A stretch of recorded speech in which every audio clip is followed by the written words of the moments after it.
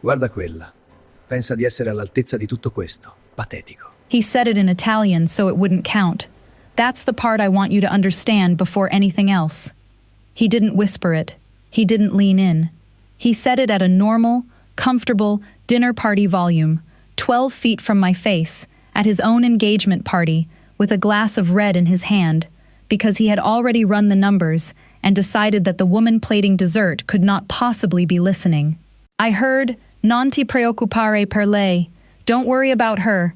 I heard, "Giulietta è il contratto." Giulietta is the contract. And then I heard, "Quella lì è solo pratica da letto. Roba di gennaio." That one's just bed practice. Something for January. I want to tell you that the piping bag shook. It didn't. My name is Delia Rourke. I am 31 years old. I have run a hotline for 11 years, and my hands do not shake. Not for a rush, not for a health inspector, and not for a beautiful man in a $5,000 tuxedo doing arithmetic about my body out loud.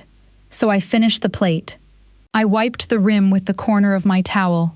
I set it on the pass, and then I lifted my head and I looked at him. Not angry. I want to be precise about this, because it mattered later. Not angry, just looking. The way you look at a man who has dropped something expensive on a marble floor and hasn't heard it land yet. His smile came apart for about half a second. Then his cousin said something else, and he laughed, and he turned back to his party, and he did not think about me again for 11 days. Here's what he didn't know. My mother was born in Castellammare del Golfo. I spoke her mother's dialect before I spoke English, and at that exact moment, in a canvas bag under the dessert station, 6 feet from where the heir to the Castellano family was calling me a warm-up act, I was carrying a dead woman's handwriting that was about to take his entire world apart. Let me back up 11 weeks. My father was Frank Rourke, from Bay Ridge, red-faced and Irish, and completely incapable of pronouncing Sfinzione. My mother was Rosalia Provenzano, from a fishing town on the northwest coast of Sicily, where the water is a color that does not exist in Brooklyn. They opened a bakery on the corner of 18th and 74th in 1992 with his name and her recipes, and they put both names on the glass in gold leaf because my father said a man who takes a woman's recipes and only puts his own name on the door is a thief. They're both gone now.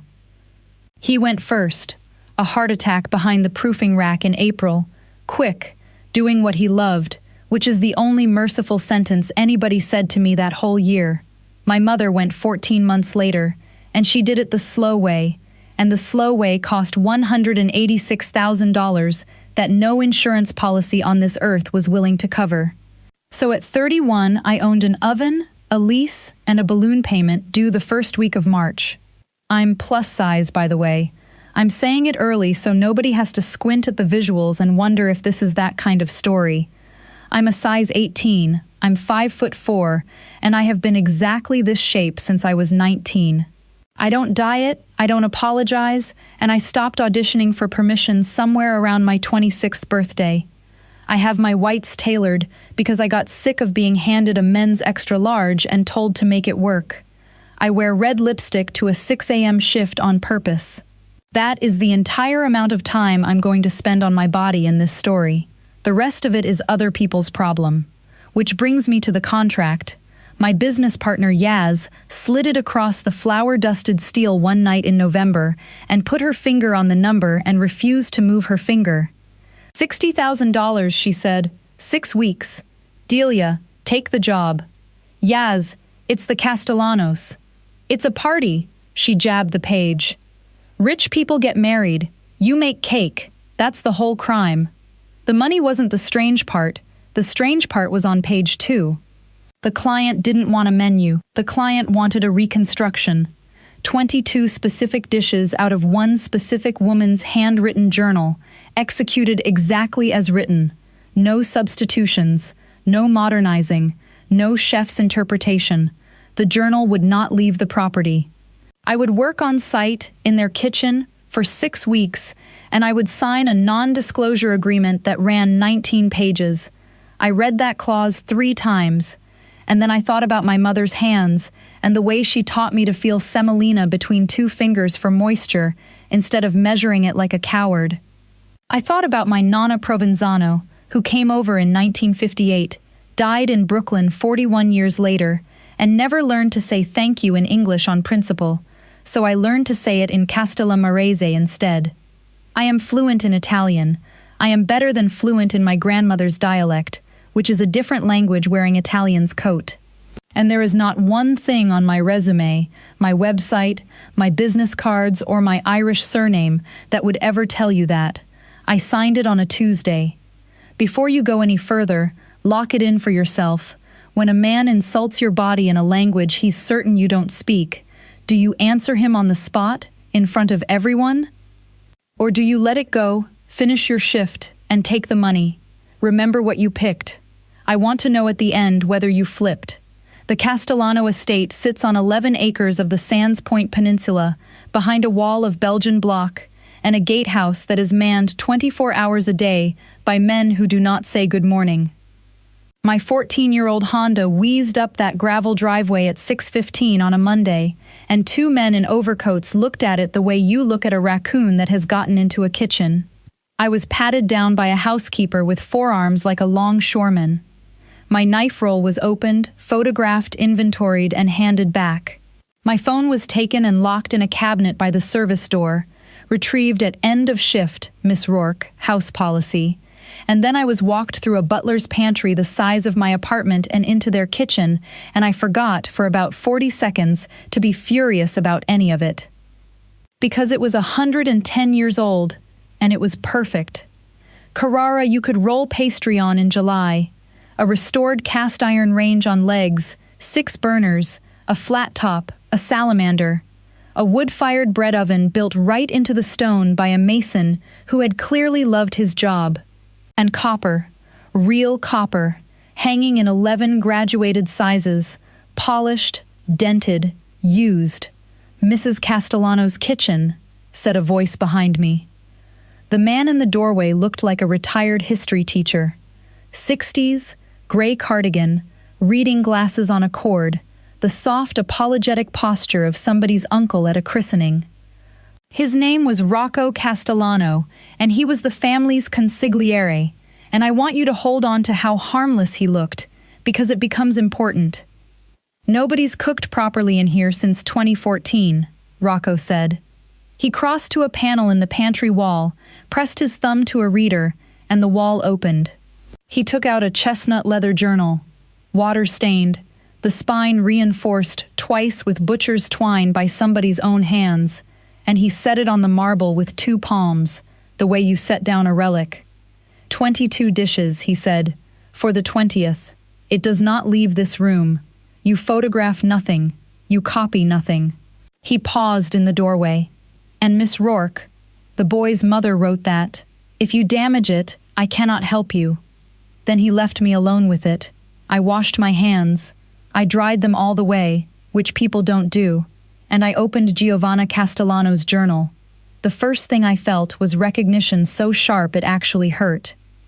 The handwriting sloped exactly the way my mother's did, the same impatient looping G, the same refusal to write out a whole word when 3 letters would do the job.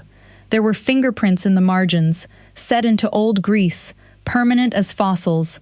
Somebody had cooked out of this book with her hands full and her sleeves up, over and over, for 20 years.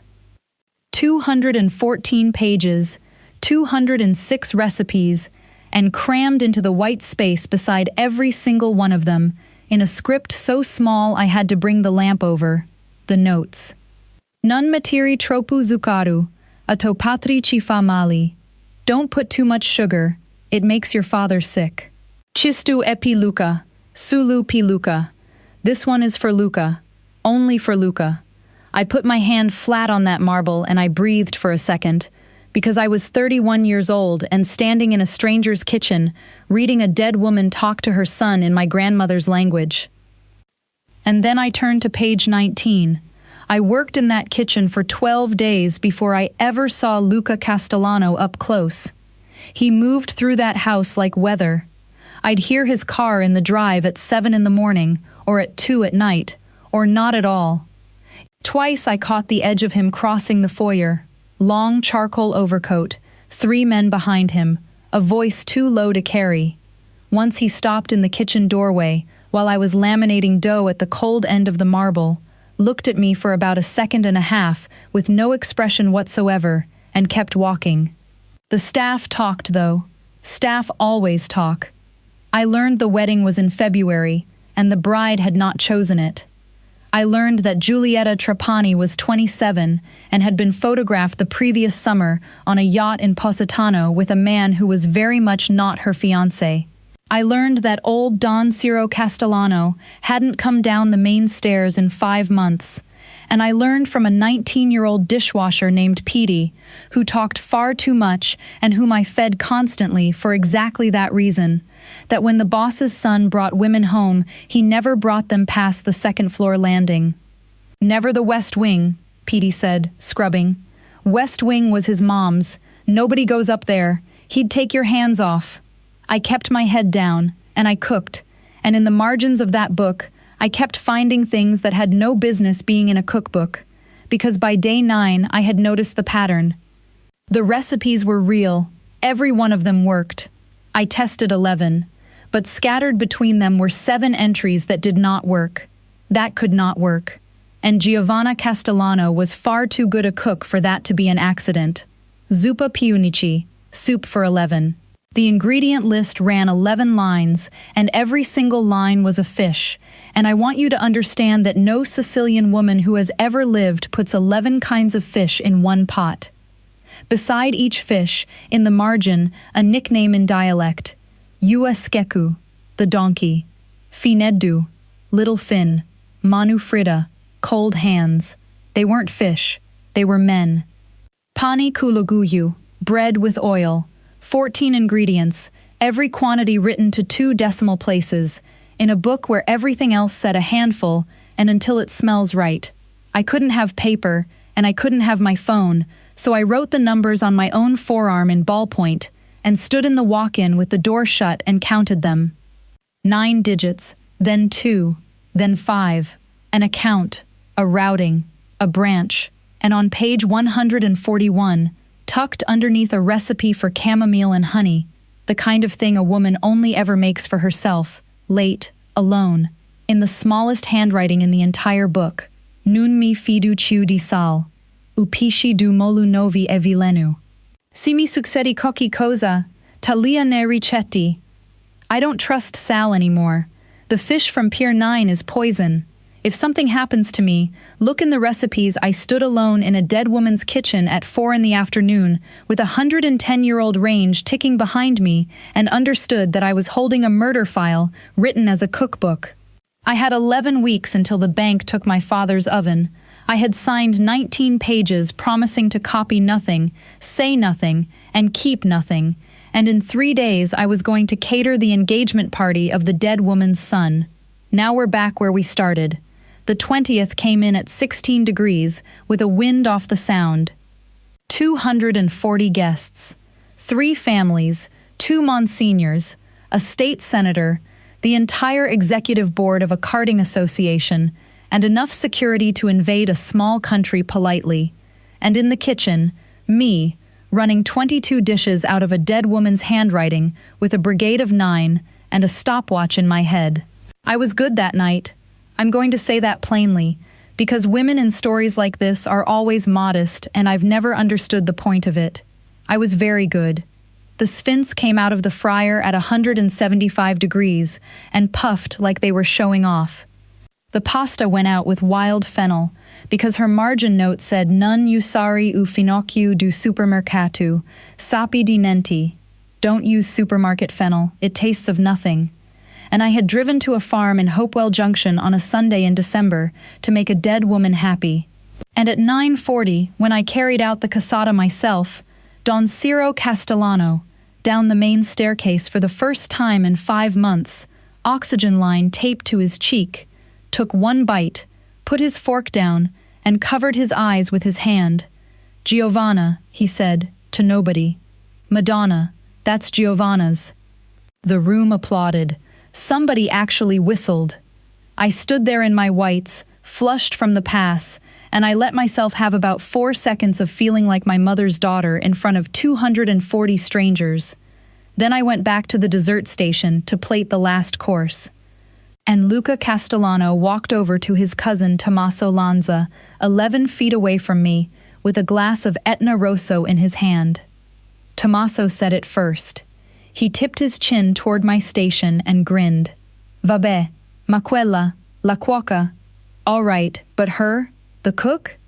And Luca glanced over, a slow, bored, top-to-bottom drag of the eyes, the kind men think is invisible and which every woman on this earth can feel from across a room, and answered, Ha una faccia da santa e un corpo da peccato, the face of a saint and the body of a sin. Tommaso made a noise. Non ti preoccupare per lei. Giulietta è il contratto. Quella lì è solo pratica da letto. Roba di gennaio. Don't worry about her. Giulietta is the contract. That one's just bed practice. Something for January. Then he drank. Here is what I did. I finished the plate. I wiped the rim. I set it on the pass. And I lifted my head and looked at him until his smile came apart. And then I went back to work, because there were 91 desserts left, and my father did not raise a woman who abandons a service. I untied my apron at 11:50. I collected my phone from the cabinet. I drove out through those gates past 2 men in overcoats, pulled over on Middle Neck Road with the heater roaring, and cried for exactly 6 minutes. Not because a man called me fat. Men have been describing my body out loud since I was 11. That's just a Tuesday. I cried because I had just spent 6 weeks living inside the handwriting of a woman who wrote, "This one is for Luca, only for Luca," in the margin of a lemon cake, and her son had grown into a man who could stand under 400 lemons at his own engagement and call one woman the contract and another woman practice, out loud, in her language, and think it cost him nothing. Then I wiped my face. I fixed my lipstick in the rear view, and I said it out loud to the windshield, in my grandmother's dialect. Va bene, picciotto. Okay, kid. I was back in that kitchen at 6:15 the next morning. The contract didn't end with the banquet. His father extended it on the spot, weeping into a slice of cassata. The girl stays. The girl cooks Giovanna's food until I'm dead, which is how, at 7:40 in the morning on the 2nd of January, Luca Castellano walked into his mother's kitchen at an hour he had probably not seen sober in years. He stopped when he saw me. You're here early. Bread's early, I said, without looking up. Bread doesn't care what time you got in. His eyebrows went up. I don't think anybody in that house had spoken to him like that in about a decade. He leaned back against the marble with his arms folded and did the thing. The slow, warm smile, the head tilt, the whole weight of a face that has opened more doors than his last name. Delia, right? That's what it says on the contract you didn't read. I read it. He hadn't. You made my father cry. Your mother made your father cry, I said. I just followed instructions. Something went across his face and was gone. He pushed off the marble, came closer, and picked a fig out of the bowl by my elbow with the easy entitlement of a man who has never once been told no inside his own house. There's a thing at the club on Friday, he said, turning it in his fingers. Small, 40 people. I'd need somebody who can actually cook. A beat. That smile again. You should come, not to work. And I set down my dough. I wiped my hands on my towel. I took my time about it. Then I looked up at him and said, Pratica da letto. The fig stopped turning. I kept going. And my Italian is not tourist Italian, and it is not classroom Italian. It comes out with the flattened vowels and the swallowed consonants of the Castellamare coast, the accent of a woman who learned it at a kitchen table in Bensonhurst from somebody who never left. Ha una faccia da santa e un corpo da peccato, I quoted, pleasantly. Roba di gennaio. I glanced at the calendar taped inside the pantry door. It's January 2nd, Mr. Castellano. You're right on schedule. The color went out of his face in one long draw. like water leaving a sink. You! My mother was Rosalia Provenzano, Castellamare del Golfo, I said, brushing semolina off my forearms. Her mother came over in '58 and died in Brooklyn without ever learning to say thank you in English, so I learned to say it in dialect instead. I dreamed in your mother's language before I dreamed in yours. I picked my dough back up. Rourke is my father. He was from Bay Ridge, and he couldn't say sfincione to save his life. There was a silence in that kitchen so complete I could hear the range ticking.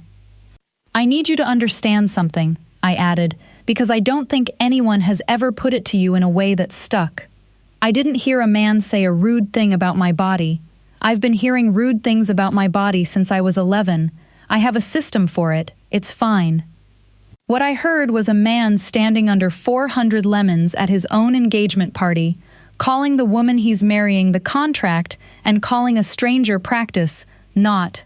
I met his eyes, and what I thought was, God, this poor man doesn't believe a single person in this house is real. I turned back to the marble. Figs from the pastry order, I said. Eat it or put it back. Don't just stand there holding it. Luca Castellano did not go to the club on Friday. He went upstairs, into the West Wing, into a room nobody had entered in 11 years, and sat on the end of his mother's bed until it got dark. I dreamed in your mother's language before I dreamed in yours. The pivot of the entire script. Land it slow, quiet, no venom. It is not a comeback. It is a fact. He came back down 4 days later. Not with the smile. That was the first thing I clocked. He came in at 11 at night with his tie gone and his collar open and no expression he was performing, and he stood on the far side of the marble like a man asking permission to be in a room he owned. I want to ask you something, he said, and I want you to know I've spent 4 days trying not to ask it. I dried my hands. Ask. The notes. He nodded at the journal on its stand. In the margins. My uncle says they're nothing. Cooking notes. Reminders. He swallowed. Rocco doesn't read dialect. Nobody does. My grandmother's dead, my aunt's dead, and I. His jaw worked. I never learned it. She tried. I was 14, and I thought it was embarrassing. Farmer talk. I said that to her face. Those words. Farmer talk. He put both hands flat on the marble. You've had that book 6 weeks, so tell me, are they cooking notes? And I looked at the man who had called me practice at his own engagement party. No, I said. Sit down, Luca. We were in that kitchen until 4:40 in the morning. I didn't explain it to him. I showed him, because there is no way to tell a man his mother was murdered that doesn't sound like a story, and there is every way to let him find it himself. I opened to page 19 and put my finger under the margin. Read it out loud, just the sounds. Don't worry about meaning. Ute, sapi di feru, he read, stumbling. Terza, voda chistu misi. The tea tastes of metal. 3rd time this month. I turned the page. Page 31, same recipe, 3 weeks later. Stanotti mi gami non sentu. Tonight I can't feel my legs. Page 40. Mi cadino I capidi. My hair is falling out. He had gone completely still. Page 63. I said. Nun ciu dicu a ciro. Siu sapi. Ammazza a tutti e mori dintra. I looked up. I won't tell Ciro. If he finds out, he'll kill everybody and die inside. Stop. I can't stop. You need the rest of it. I turned to 141. This one's under the chamomile. The chamomile she made for herself, at night, alone. I don't trust Sal anymore. The fish from Pier 9 is poison. If something happens to me, look in the recipes. The word she used was villeneux. In standard Italian, it can be a metaphor. The guy's poison. The deal's poison. In Castellamarese, in a woman's own kitchen, in a margin she believed nobody would ever read? It means what it means. Thallium, I said. I looked it up on my phone in a supermarket parking lot, because I'm not allowed a phone in this house. Metallic taste in the mouth, peripheral neuropathy, That's the legs. Hair loss at about the 3-week mark. And then a hemorrhagic stroke that any medical examiner in this country would sign off as an aneurysm in a 46-year-old woman with a family history of hypertension. Unless somebody specifically ordered a heavy metal panel. I closed the book gently. Nobody orders a heavy metal panel on a housewife from Brooklyn. Luca Castellano sat there with his elbows on his knees and both hands over his mouth and did not make a sound for a very long time. Then he said, muffled, "She knew. She knew for at least 4 months. And she didn't." His voice broke. He started again. "She didn't say anything. She made dinner. Every night, she made me dinner while somebody was—" "She said something," I told him. "She said it in the only language nobody in your world bothered to learn. She wrote it in a cookbook and left it in a kitchen, because she knew exactly who reads cookbooks and exactly who doesn't." I put my hand flat on the cover. "Luca, your mother spent the last months of her life writing a police report in dialect and hiding it in the one place your family's enemies would never look, and she left it for a woman. She just didn't get to know which one. She left it for a woman. She just didn't get to know which one." The emotional floor of the script. Full stop after it. Let the silence run. Then I showed him the rest of it.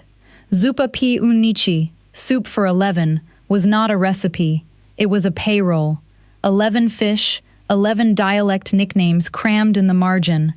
I had spent 3 weeks quietly matching them against names I overheard in that house while I was invisible in a corner making pastry.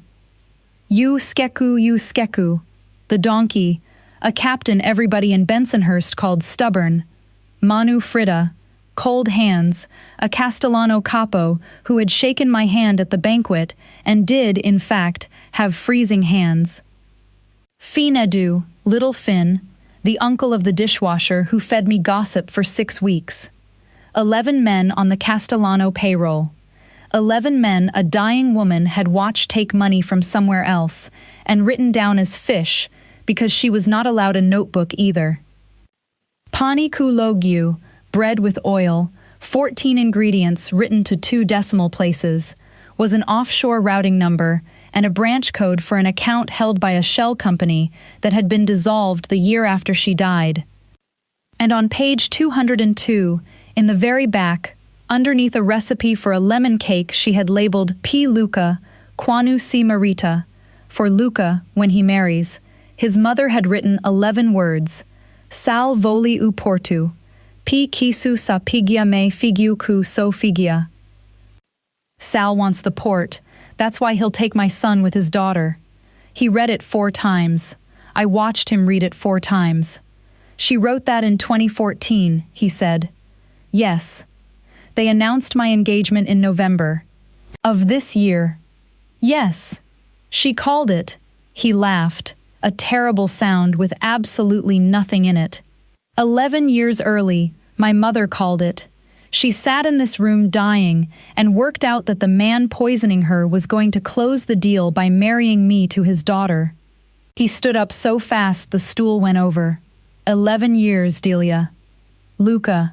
Sal Trapani carried her coffin.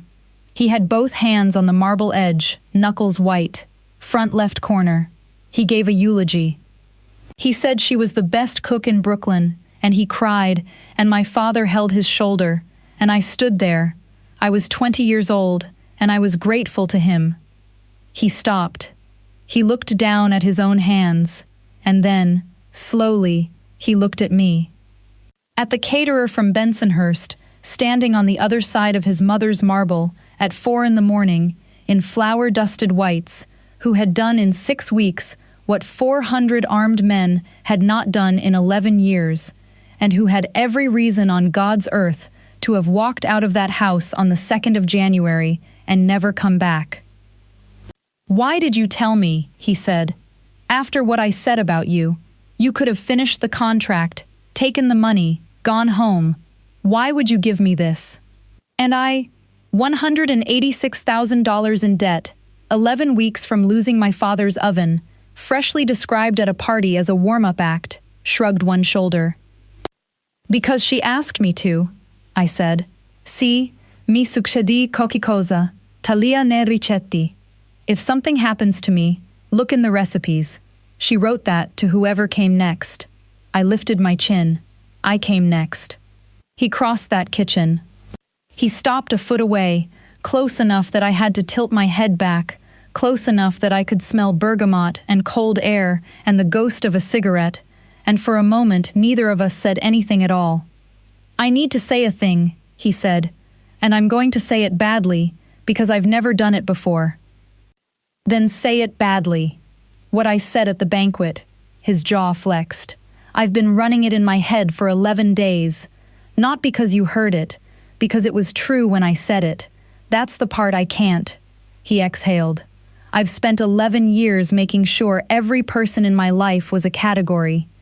The contract, the practice, the problem. My father taught me that feelings are inventory your enemies can count, and I built an entire life on it, and it worked, Delia. And then a woman I'd filed away in 4 words as something for January opened a cookbook and handed me my mother's murder. He raised his hand. He hesitated, genuinely hesitated, a man asking a question with his fingers, and when I didn't move away, he tucked a piece of hair behind my ear, and his thumb stayed a second at my jaw. I don't know what you are, he said, low. But you are not practice. You're the only real thing that has walked into this house since she died. My heart was going like a bird in a box. I gave myself exactly 3 seconds of it. Then I stepped back. That's a very good speech, I said, and my voice was not as steady as I wanted it. It's a genuinely good speech. You're standing very close, and I am extremely aware of both of those facts. But I have been the woman who forgave a beautiful man too fast before, and I liked myself less afterwards. I picked up my towel and held on to it. So here's what you get from me tonight. Instead of me, you get 11 names, you get a bank in the Caymans, and you get a wedding in 7 weeks to the daughter of the man who put metal in your mother's chamomile. I met his eyes. Go be your mother's son, then come find me. Luca Castellano looked at me for a long moment. Va bene, he said. Okay. And he took the journal, and he went upstairs to wake his father. Here is the thing none of us accounted for. Rocco Castellano, gray cardigan, reading glasses on a cord, the face of somebody's uncle at a christening, had been the man who handed me that journal. He had also been the man who asked the housekeeper, in a mild grandfatherly way, on 11 separate occasions across 6 weeks, how the cuoca was getting on with it. Rocco didn't read dialect. Nobody did. That was the whole architecture of it. But Rocco had been consigliere for 22 years, and Rocco had noticed on day 9 that the caterer had started writing numbers on her own forearm in ballpoint. 2 hours after Luca woke his father, his uncle walked out onto the frozen terrace at the east end of that house, took out a phone that was not his phone, and called a landline at a fish wholesaler on Pier 9. The cook reads it, he said. The Rourke girl.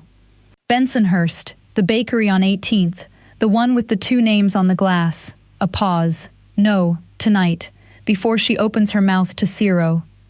Then he went inside and made himself a cup of tea and waited. I didn't drive back to Sands Point that night.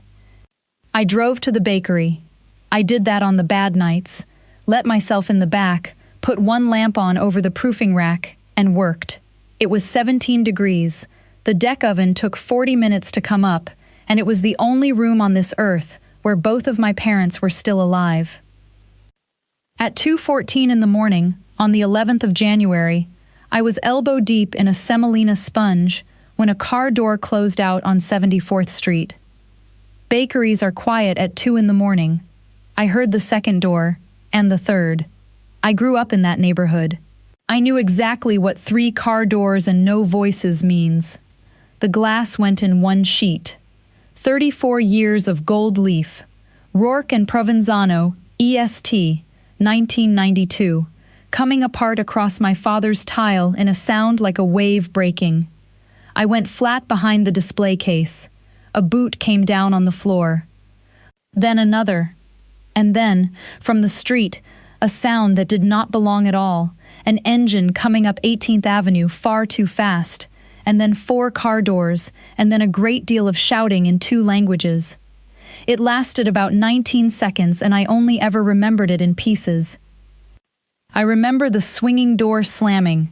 I remember a hand closing around my upper arm and hauling me up, and a body putting itself between me and the front of the shop in a motion so automatic it looked rehearsed. I remember being walked backwards into my own kitchen with the deck oven still ticking up to temperature. I remember Luca Castellano's voice, very close to my ear, absolutely level. "They're outside.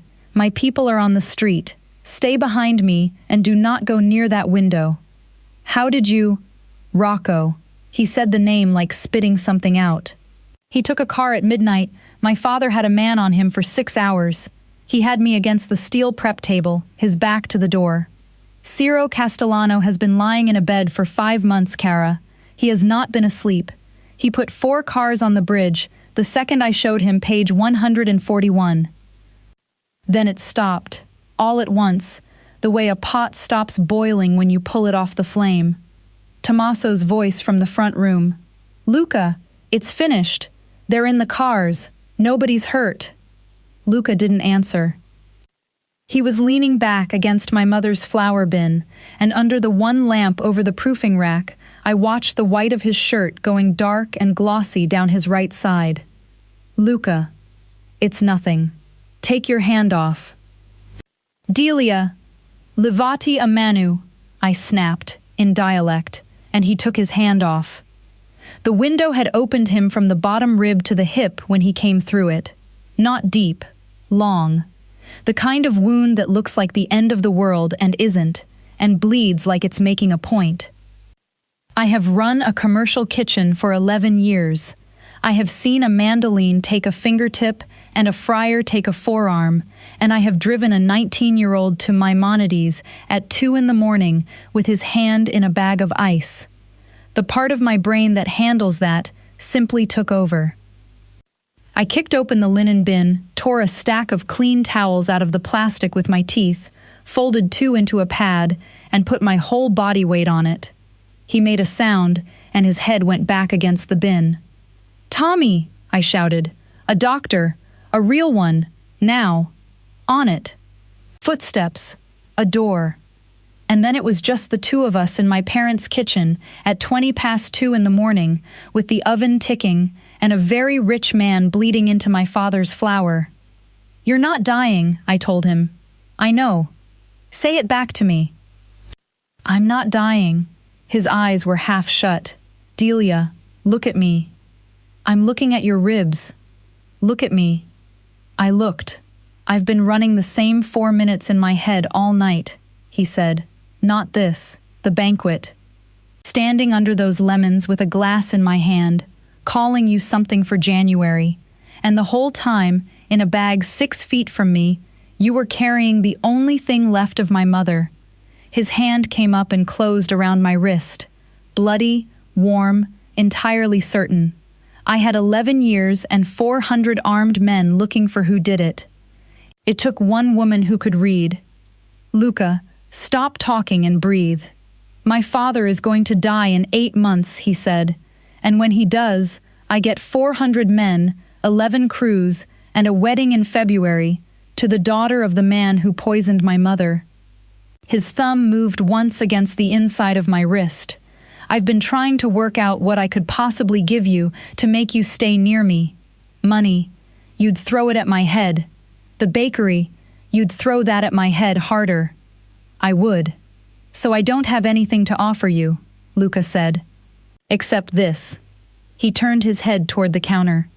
The journal was sitting there in the flour. He'd carried it out of that house under his coat and driven 11 miles with it on the passenger seat because he had not been willing to leave it in a building that still had his uncle in it. "Take it," he said. "I went cold. That's your mother's. That book sat in a safe for 11 years and it did nothing," he said. "You had it 6 weeks and it spoke. He was breathing badly by then, but he did not look away from me once. I can't read her. Delia, I told her the language was farmer talk, and she died before I could take it back. You're the only person alive who can hear her." His mouth pulled, not quite a smile. "So it was never mine. It's yours, whether you ever want to see my face again or not." I knelt on my father's floor with both hands pressed into a man's ribs and cried without making any sound at all. "Okay," I said. "Okay? Va bene, picciotto," I said. "Okay, kid. That book sat in a safe for 11 years and it did nothing. You had it 6 weeks and it spoke. The transfer. Whisper it. This is the ring on the thumb moment of this script. He does not give her jewelry. He gives her the only object he owns that has a voice. Rocco Castellano left the family on the 18th of January. That is the only way I am going to describe it, and it is the only way it was ever described to me, and I have made my peace with not asking. What people talked about for years afterwards, in restaurants from Bay Ridge to Arthur Avenue, in the specific lowered voice reserved for the stories that turn out to be true, was the 24th. Don Salvatore Trapani called a sit-down at his own place above the fish market on Pier 9 to demand an explanation. 60 men in the room. His daughter Giulietta at his right hand. What he got was Luca Castellano walking in alone, unarmed. 4 days out of a hospital bed, moving like a man with 60 stitches in his side, carrying a chestnut leather book under his arm. And Luca did not sit down. He stood at the foot of that table, and he spoke for 11 minutes in Italian at full volume, and every man in that room went the color of ash, because he read them the soup. All 11 fish, all 11 nicknames, in a dead woman's dialect, with the dates she'd written beside them, and 11 men at that table, at both tables, understood at the same moment that the woman they'd all called Zia had been sitting in her kitchen, writing down their names in fish. He read the routing number and the branch code. He read the tea tastes of metal, 3rd time this month. He read tonight I can't feel my legs. He read I won't tell Ciro. If he finds out, he'll kill everybody and die inside.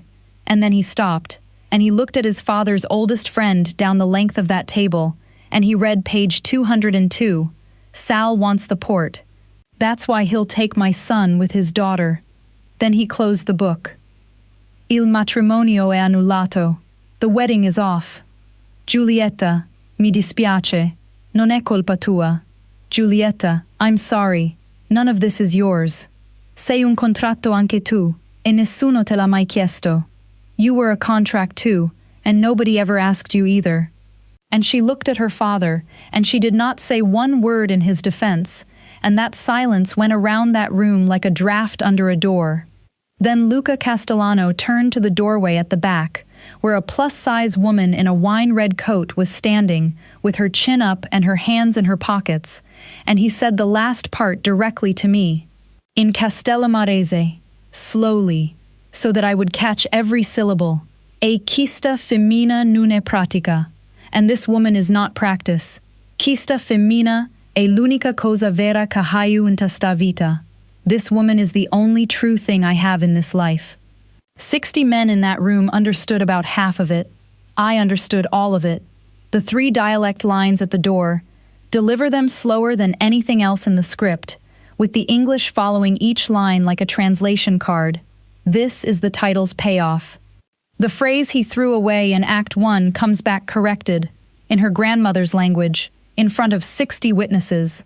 We reopened on the 4th of March with new glass, the same oven, and the same 2 names on the door.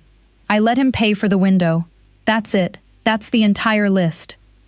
We had a fight about it that lasted 4 days and ended with me explaining, at volume, on a public sidewalk, that the gold leaf was not up for negotiation, that my father's name goes on the left and my mother's name goes on the right, and that if he ever tried to buy this building out from under me, to be romantic, I would put him through it. He said, understood, in the tone of a man taking notes. The $186,000 I paid myself.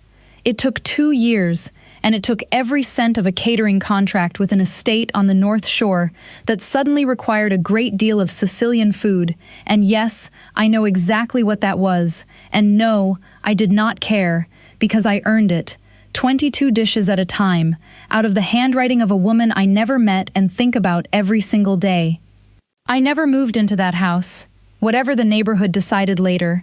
I kept my bakery, I kept my apartment for 2 more years, and I kept a chestnut leather journal on a stand on my own marble, in my own kitchen, where the light is good, because a book like that should live somewhere warm, in a room that smells like bread, and not behind a wall in a house with cameras. And on the first Sunday of every month, Luca Castellano came to Bensonhurst in an $11,000 suit, sat down on a sack of flour, and let a woman from Castellammare del Golfo teach him his mother's language, one recipe at a time. He was a terrible student. His accent was Manhattan. His vowels were an embarrassment. He said Sfinzioni like my father did, which I never once told him, because it was the single most endearing thing about him, and I was saving it. He never missed a Sunday, and the last recipe in that book, page 202, the lemon cake she labeled P. Luca, quando si marita, for Luca, when he marries, sat unmade for 4 more years. Until it didn't. So here's where I leave you. At the start of this I asked you to lock one in. When a man insults your body in a language he's certain you don't speak, do you answer him on the spot, in front of everyone? Or do you let it go, finish your shift and take the money? Go back and look at what you picked. I let it go. I finished 91 desserts and I cried for 6 minutes in my car, and I came back at 6:15 the next morning. And 11 days later I answered him in his mother's dialect, in an empty kitchen with flour on my hands, and it landed about 400 times harder than it ever would have in that ballroom. Some answers are better cold. Did yours flip? Tell me in the comments, and if you've ever had someone talk about you in a language they were sure you didn't understand, drop a Bach and tell me what they said. I read every single one. And if the line at the door gave you chills, hit that like button, share this with the person you already know needs to hear it, and subscribe, because the next one is darker than this.